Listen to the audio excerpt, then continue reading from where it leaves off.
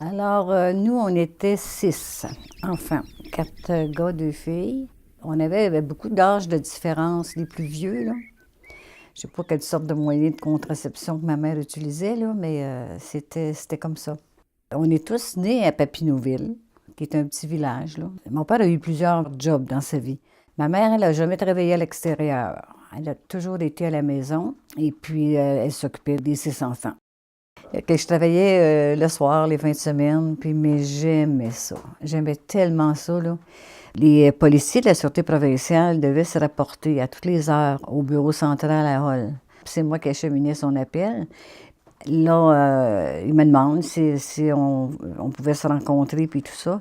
Alors là, à un moment donné, je j'ai pas eu mes menstruations. Puis là, je dis, mais il y a quelque chose. Quoique, tu sais, il n'y avait pas de moyens contraceptifs dans ce temps-là. Là. Fait que c'est pas que j'ai négligé ou rien de ça. Il n'y en avait pas, ça n'existait pas. Alors, un matin, j'ai appelé ma mère parce que là, je savais que j'étais enceinte. Mais elle est juste venue me voir, puis jaser avec moi, mais tu sais, pas dans les détails, là. Et puis, elle est repartie.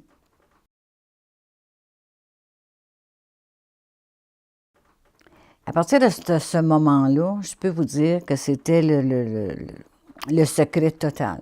Total, total. Moi, j'en parlais pas avec personne.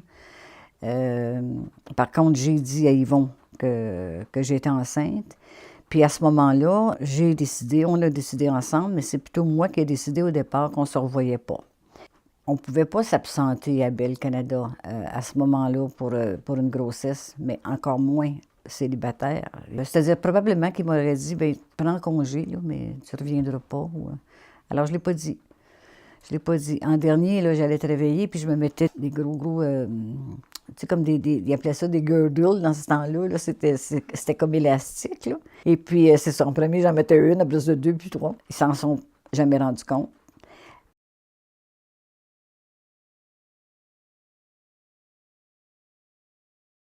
À un moment donné, j'ai appelé, puis que je ne pouvais pas entrer te réveiller. Puis ce matin-là, je me suis rendu compte qu'il y avait quelque chose qui se passait. Alors, c'était la perte des os, là. J'avais entendu parler de ça quelque part, j'imagine. Et là, j'étais désemparée. Alors là, je me suis habillée, je suis partie.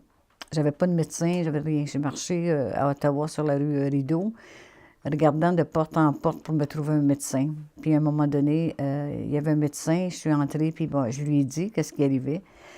Puis il m'a examiné, puis il a dit, vous allez à l'hôpital tout de suite, là. Vous allez accoucher bientôt. Alors là, j'avais rien, là. J'avais pas de, tu sais, j'avais pas de jaquette, j'avais pas de valise, j'avais absolument rien. J'ai remarché jusqu'au un magasin. Et ensuite, je suis partie de là. Il faut vous dire que j'avais pas de sous, hein. J'avais pas beaucoup de sous. Alors, il n'était pas question que je parte de la maison, prendre un taxi, puis tout ça, là. Je ne pouvais pas me permettre ça. Alors, j'ai marché jusqu'à l'hôpital. Total, là, une bonne heure de marche, là. Et puis, quand je suis allée à l'hôpital, bien, c'était urgent, là. Alors, ils m'ont amenée dans la salle d'accouchement. Et puis, j'ai accouché, toute seule. Tu sais, j'avais personne, là. Je l'avais pas dit à mes parents non plus, là. Je l'avais pas dit à personne. Ils m'ont amené mon bébé. Ils m'ont demandé si je voulais le voir, puis j'ai dit oui. Alors, ils me l'ont amené, peut-être 10 minutes, là. Je l'ai regardé ses mains, ses pieds, puis... mais je savais qu'après ça, je ne le reverrais pas, là. Je me suis absentée du travail 4 jours. J'ai gardé ça secret toute ma vie.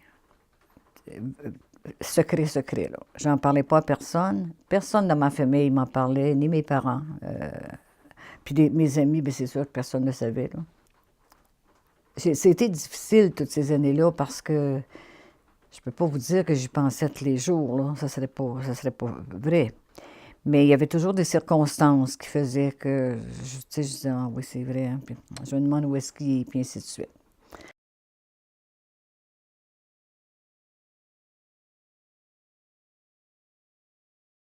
Dans les années 60, une fille mère, c'était tabou. C'était premièrement péché. n'importe les circonstances. Puis dans ce temps-là, la valeur péché, là, c'était épouvantable parce que là, tu faisais un péché, puis en plus, tu faisais ça avec quelqu'un d'autre, puis en plus, bien, il y avait des parents impliqués, des frères, des sœurs, fait qu'il fallait vraiment essayer de cacher ça. Disons, quand tu étais dans un petit village, c'était pas évident de cacher ça. Parce que aussitôt que la fille commençait à engraisser un peu, là, ce que les parents faisaient, c'est qu'ils les envoyaient soit dans des familles, pas trop loin, là, pour pas que personne les voie enceintes, et quand il n'y avait pas de famille, ils les envoyaient dans les villes. Puis là, ils les envoyaient dans des maisons. Je sais que c'était associé avec les orphelinats parce que les femmes, les filles allaient là accoucher et puis le bébé restait là. Et puis, eux autres, après ça, ils revenaient dans le village. Puis c'est pour ça que je me suis retrouvée à garder ce secret-là si longtemps. C'est difficile à dire aujourd'hui si c'était pour me protéger moi ou protéger mes parents, parce que mes parents, c'est eux autres qui avaient à répondre aux questions, là. Tu sais, moi, j'ai des filles qui venaient à l'école avec moi, là, puis eux autres aussi, ils ont eu des bébés, là. Et puis, il y en a une qui est restée là au village, puis, tu sais, elle me disait comment c'était difficile. Alors, moi, j'ai décidé cette année-là, le soir du jour de l'an, de le dire à ma famille. Et puis, j'ai décidé de me libérer de cette partie-là. Et alors là, je leur ai dit que j'avais eu un enfant. Tout le monde le savait. Probablement que mes parents en ont peut-être parlé. Tout le monde le savait. Personne ne m'en parlait. Il n'y a jamais personne qui m'a parlé de mon enfant, à l'exception de mon père. Une fois, on est à la fête des mères, on est allé rendre visite à mes parents. Puis, quand je suis entrée dans la porte, mon père m'a pris dans ses bras et il m'a dit « Bonne fête ». Et c'était la fête des mères cette journée-là. Ça m'a beaucoup touchée. Et puis c'est peut-être à partir de là que j'ai décidé de le partager avec mes frères et mes sœurs.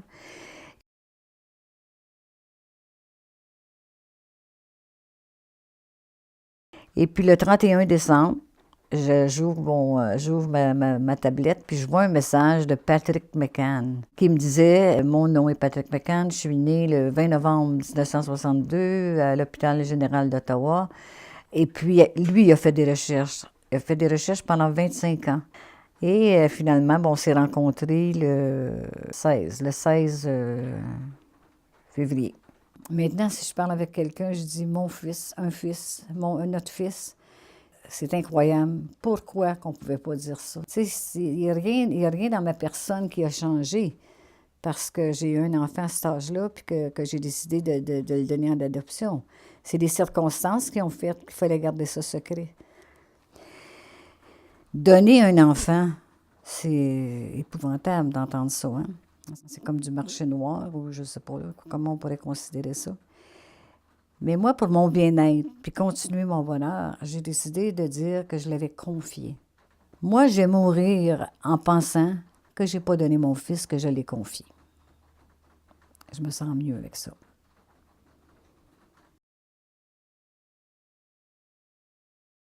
Well, I would say I was thrilled. You know, part of you wonders whether you will ever find your birth family. So even all day, you think about, is this real? You know, is this really happening?